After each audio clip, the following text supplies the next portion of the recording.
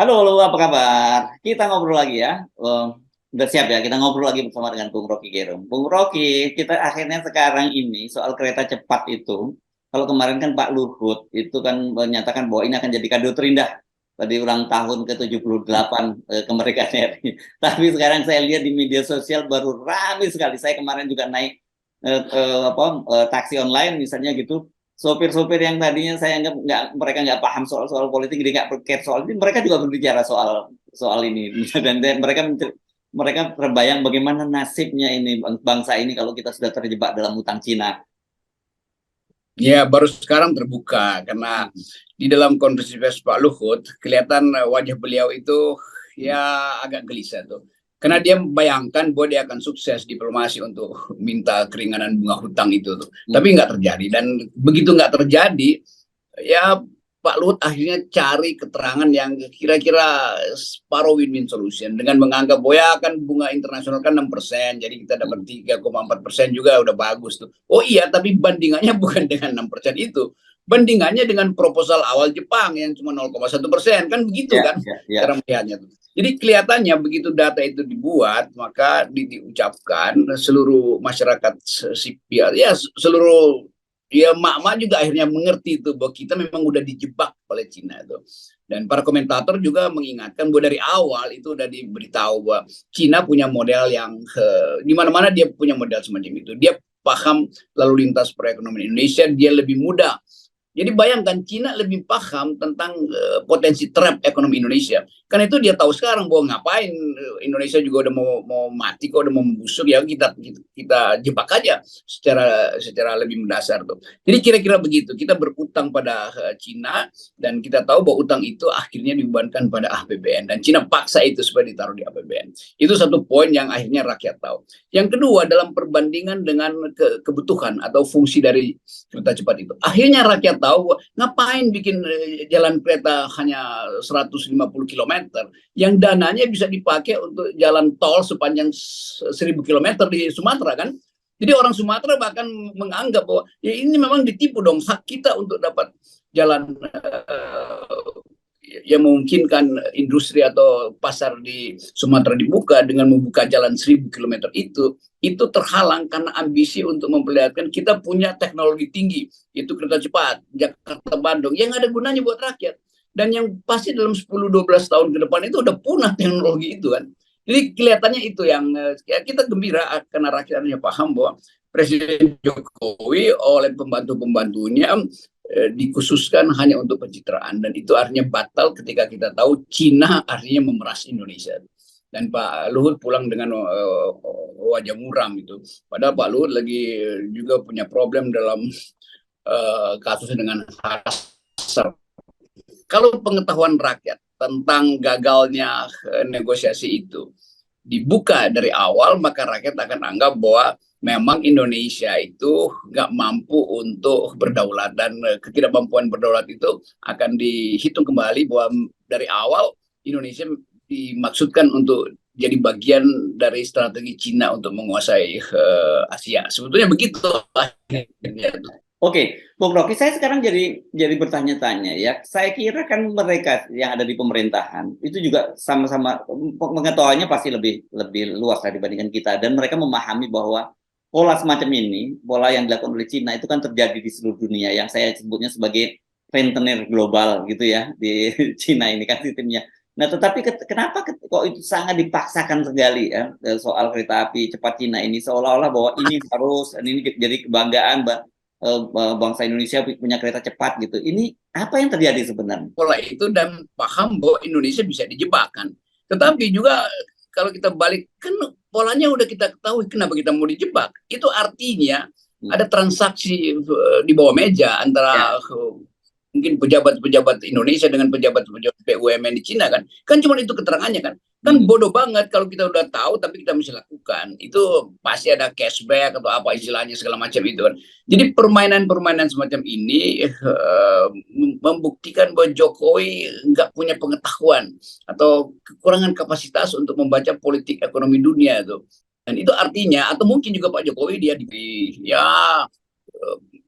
selisih harga masuk ke rekening politik untuk memastikan Jokowi bisa 3 periode lagi. Kan akhirnya kita mesti uji di situ tuh. Apakah Jokowi misalnya bertemu dengan Sri Mulyani lalu ada semacam kesepakatan diatur ya supaya saya bisa dapat tiket lagi 3 periode. Lalu Sri Mulyani mengutik-ngutik APBN, nah masih bisa tuh, kita masih bisa bayar bunga 3,4%. Lalu Pak Luhut bertemu dengan Sri Mulyani, lalu Pak Luhut pergi negosiasi ternyata gagal tuh. Akhirnya kita mesti hitung dengan cara yang agak ajaib sebenarnya di kepala. Ini bukan kita menuduh bahwa ada semacam upaya untuk merampok uang negara demi 3 periode Jokowi, tetapi karena nggak ada penjelasan rasional, terpaksa kita bikin analisis yang ekstraordiner begitu kan.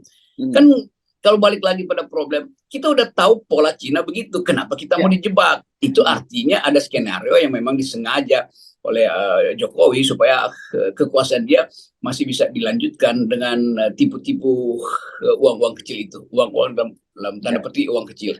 Jadi sekali lagi strategi politik Jokowi yang dibaca dengan agak curang oleh oligarki, lalu oligarki mungkin yang dapat untung, Jokowi cuma dapat pencitraan buruk pada akhirnya tuh. Dan itu mesti dipertanggungjawabkan oleh Pak Luhut ke depan publik, kenapa gagal tuh? Berarti ada hal yang dari awal tidak diantisipasi. Ya, ini kan kita tahu belaka kemarin banyak sekali kepentingan oligarki di situ. Ada sejumlah kota-kota yang direncanakan tumbuh di kawasan itu ya, sepanjang jalur kereta api itu. Ada soal Meikarta, ada Kota Baru Walini dan sebagainya. Dan sekarang itu semua berantakan. Malah Meikarta sekarang dituntut oleh para pembelinya karena tidak bisa menyediakan unit yang sudah mereka bayar lunas dan sebagainya. Dan Walini juga batal.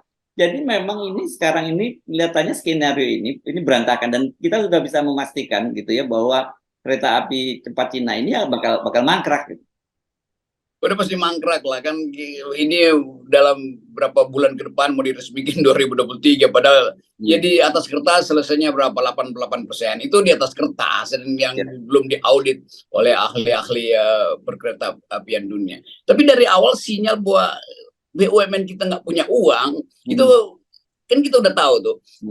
Ya apa sebetulnya masalahnya kalau Cina nuntut kepastian equity itu, lalu BUMN bilang kita nggak punya duit, nanti kita store tanah aja tuh. Itu pun udah cara yang ajaib kan, nyetor tanah artinya ya harganya mungkin segitu tuh. Equity-nya ditransfer ke dalam dolar sama tuh. Tetapi problemnya kan tanah siapa, itu masih ada problem lagi. Masa perkebunan tiba-tiba nyetor tanah tanpa ada proses hukum sebelumnya kan. Jadi terlihat dari awal dipaksakan konsorsium BUMN Indonesia ini seolah-olah hebat, padahal dia semua banyak BUMN yang di atas kertas harusnya udah di write off itu karena balance keuangannya udah bermasalah. Itu yang dibaca oleh Cina. Cina mengerti bahwa BUMN kita itu sekarat semua tuh. Jadi Cina dari awal udah pasang jebakan sebetulnya. Jadi mereka ini tinggal memanen lah kira-kira nanti ya setelah jebakannya berhasil gitu ya.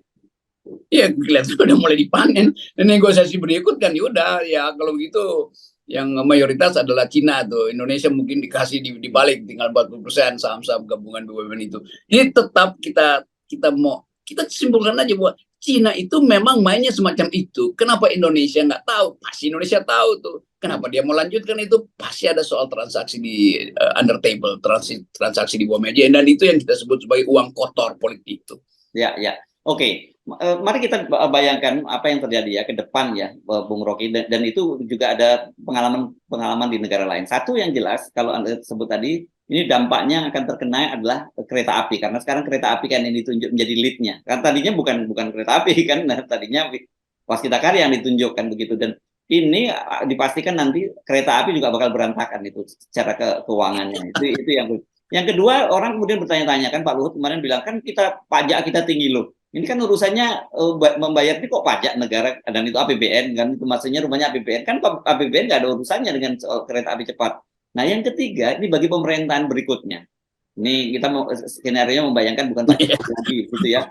Itu kita tinggal belajar dari kasus di Malaysia ketika Mahathir Mohamad mengambil alih kekuasaan, kan dia kemudian mau membatalkan proyek kereta api cepat juga dari Kuala Lumpur menuju Singapura itu. Tapi ternyata kemudian nggak bisa juga karena sudah ada perjanjian dan akan ada kena denda yang luar biasa, dan mau tidak mau akhirnya pemerintah Malaysia melanjutkan. Nah ini menurut saya benar-benar ini buah si malakama ini. Kita bayangkan misalnya Pak Prabowo jadi presiden tuh. Yes, oke. Lalu negosiasi pertama dengan Cina soal itu. Lalu Cina bilang ya nggak ada urusan, kita bawa ke arbitrase, Anda pasti kalah gitu. Karena ada presiden di Malaysia segala macam kan. Apalagi kalau Anies jadi begituan kan. Jadi bayangkan siapapun yang jadi presiden itu harus menyelesaikan kedunguan kebijakan yang ditinggalkan oleh pemerintah hari ini kan. Jadi itu yang akan jadi repot nanti tuh.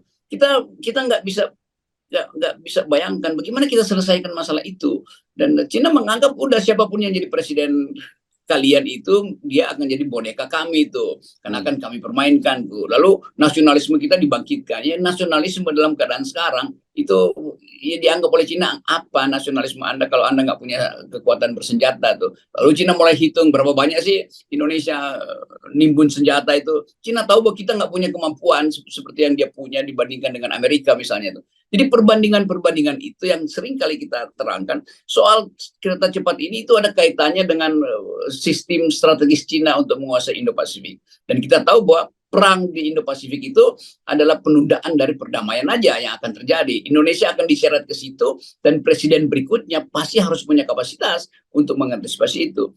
Jadi kalau kita lihat nanti siapa yang terpilih presiden itu juga harus dilihat kemampuan dia untuk menghadapi problem baru di Indo-Pasifik.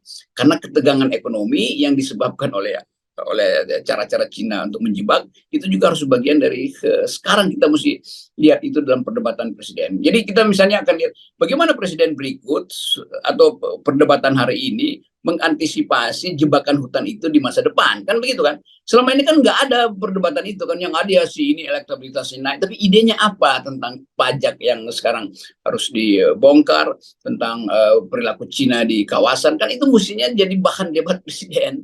Bukan sekedar ya karena Presiden Jokowi udah endorse seseorang maka nggak perlu lagi takut dengan masa depan. Dan justru masa depan itu menakutkan karena nggak ada pola. Jadi sebenarnya kalau mereka sadari bahwa endorsement Pak Jokowi itu seperti kita sebut itu bukan equity tapi liability jadinya kan. Betul. Ya itu. Ya, kalau kita rumuskan dengan simpel begitu, sebetulnya liability semua yang di-endorse Pak Jokowi itu sebetulnya Pak Jokowi bebankan liability dia pada the next president. Begitu kira-kira. Jadi ini sekarang pintu Cina ini, kereta api cepat Cina ini betul-betul masih kita perhatikan karena ini jadi pintu masuk bangkrutnya bangsa ini ya. Jangan dianggap bahwa utangnya cuma sekitar 65 triliun, tapi kita tahu kan namanya rentenir itu bukan hanya utang yang dilihat, tapi bunganya yang gede gitu. Enggak. Dari awal mestinya diberitahu bahwa kita ini berurusan dengan rentenir, dan rentenir global yang itu udah paham lah. Jadi pemerintah Cina kan kalau dia kirim pengusaha ke sini sekaligus dia mau sadap keadaan instabilitas negara ini, dan pengetahuan Cina tentang Indonesia itu lebih sempurna dari pengetahuan Pak Jokowi tentang bangsanya sendiri akhirnya kan. Itu yang kita miriskan sebetulnya. Oke, Bung Rocky. Terima kasih Bung Rocky, dan tetap selalu kita ingatkan pentingnya. Yes, ini dari awal masalahnya ya. Thank you. Yo.